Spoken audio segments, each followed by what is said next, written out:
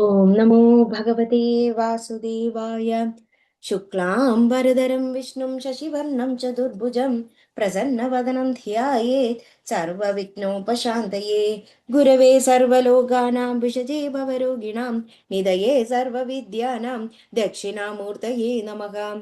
जन्माद्यस्य यतोऽन्वयातितरतश्चार्तेष्वभिघ्नस्वराट् तेने ब्रह्मकृदाय आदिकवये मुह्यन्ति यत्सूरयः।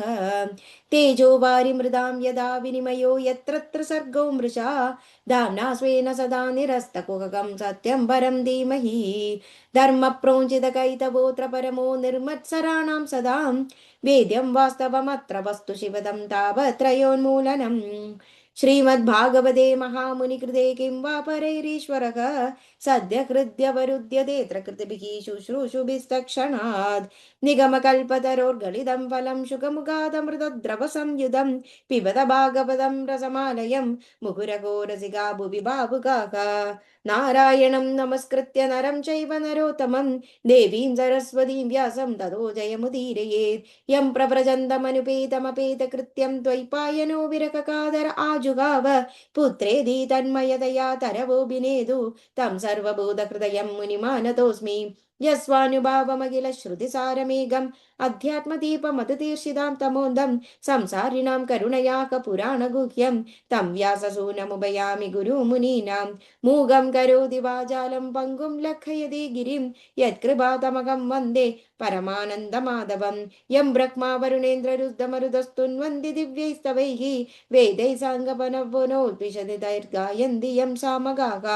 ध्यानावस्थितगद्गदेन मनसा पश्यन्ति यं योगिनो यस्यान्तं न विदुःसुर असुरगणा देवाय तस्मै नमः।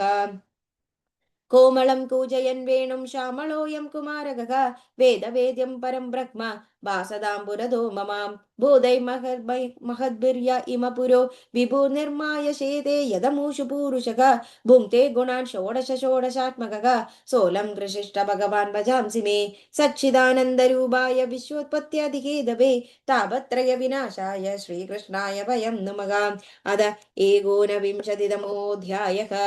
राज उवाच व्रतं पुंसवनं ब्रह्मन् भवदायदुदीरितं तस्य वेदितुमिच्छामि येन विष्णु प्रसीदति। श्रीशुक उवाच शुक्ले मार्गशिरे पक्षे योषिग्भर्तुरनुज्ञया आरभेदव्रतमिदं सार्वकामिकमोदितः निशम्य मरुदां जन्म ब्राह्मणाननुमन्त्र्य च स्नात्वा शुक्लदधि शुक्ले वसीतालङ्कृताम्बरे पूजये प्रादराशात् प्राग्भगवतं श्रियासख अलं ते निरपेक्षाय पूर्णकाम नमोऽस्तु ते महाविभूतिपदये नमः सकलसिद्धये।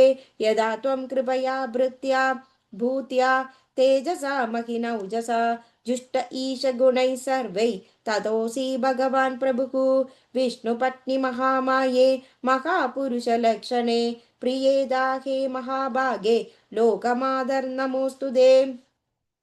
ॐ नमो भगवते महापुरुषाय महानुभावाय महाविभूतिपतये सह महाविभूतिर्बलिमुपहराणीति अनेनाकरकर्मन्त्रेण विष्णोरावाहनार्क्यपाद्योपस्पर्शनस्नानवास उपवीतविभूषणगन्धपुष्पधूपदीपोकाराद्युपचारांश्च समाहित उपाहरेत्। अभिशेषं तु जुहायत् अनले द्वादशाहुति। ॐ नमो भगवते महापुरुषाय महाभूतिपतये स्वाहेति। श्रियं विष्णुं च वरदा वाशिषां प्रभवा बुभौ भक्त्या सम्पूजये नित्यं यदि चेत् सर्वसम्पदः प्रणमे दण्डवद्भूमौ भक्तिप्रकेमेण चेतसा दशवारं जपेन्मन्त्रं तदस्तोत्रमुदीरयेत्। युवां तु विश्वस्य विभु जगदः कारणं परम् इयं हि प्रकृतिः सूक्ष्मा माया शक्तिरुदत्यया तस्या अधीश्वर साक्षात् त्वमेव पुरुषः परः। त्वं सर्वयज्ञ इज्येयं क्रियेयं फलबुद्भवान् गुणव्यक्तिरियं देवी व्यञ्जको गुणमुद्भवान् त्वं हि सर्वशरीर्यात्मा श्रीशरीरेन्द्रियाशया नामरूपे भगवति प्रत्ययस्त्वमपाश्रयः।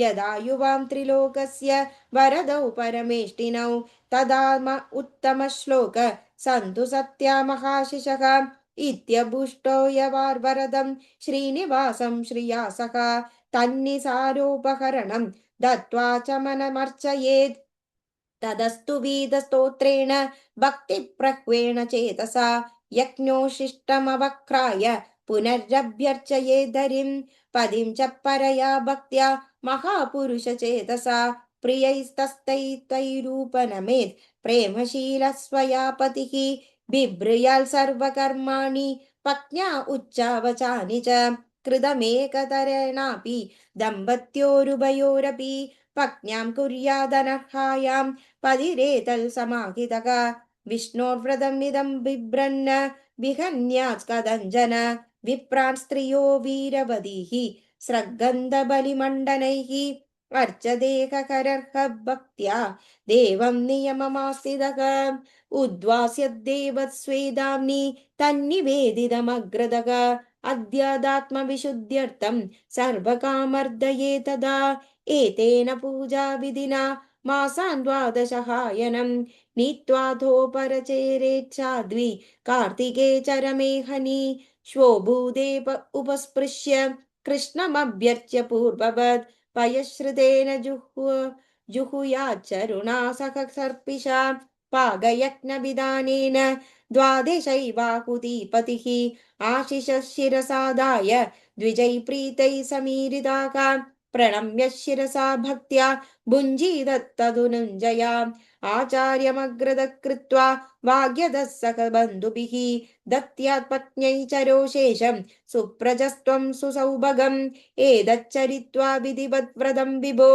अभीप्सितार्थं लभते पुमानिह स्त्रीत्वे ददास्ताय लभेद सौभगं श्रियं प्राचां जीवपदिं यशो गृहं कन्या च विन्देद समग्रलक्षणं वरं त्ववीरा कदकिल्बिषा गतिं मृतप्रजा जीवसुधाधनेश्वरी सुदुर्भगा सुभगा रूपमग्र्यम् विन्देद्विरूपा विरुजा विमुच्यते य आमयावीन्द्रियकल्पदेकम् एतत्पठन्नभ्युदये च कर्म यन्द्यनन्दतृप्तिपितृदेवतानां तुष्टा प्रयच्छन्ति समस्तकामान् होमावसाने हुतबुक्खरी श्रीहरिश्च राजन्मकन्मरुदां जन्म पुण्यं दिदे दिदेर्व्रतं चाभिहितं महत्ते इति श्रीमद्भागवते महापुराणे वैयासिक्याम् अष्टादशसाहस्र्यां पारमहंस्यां संहितायां षष्ठस्कन्धे पुंसवनव्रतकथनं नाम एकोनविंशतितमोऽध्यायः